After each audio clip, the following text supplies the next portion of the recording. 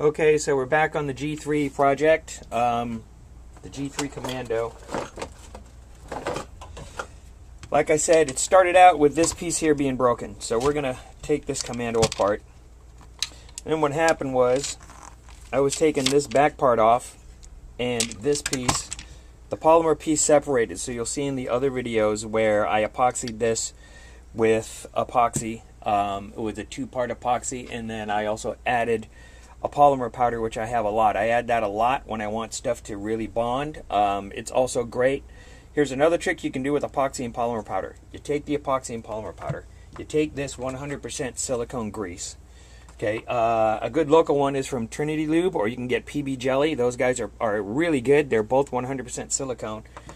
So here's a trick. You drill a hole, you put your silicone grease on the screw, put the screw in, and then put the polymer part in the area that you're going to fill that you want to put the screw in. Then when it's done, you let it cure. The silicone grease with the polymer part and the two-part epoxy, you'll be able to screw the screw out, and you'll actually have threads, and you'll be able to take the piece apart. I think I showed that.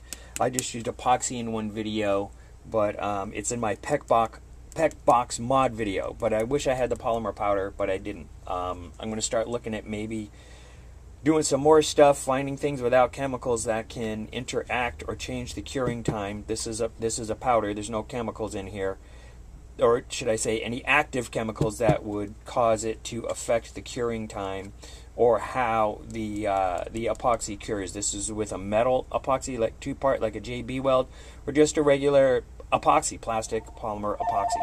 All right, guys, I'm going to pause this and I'll be right back.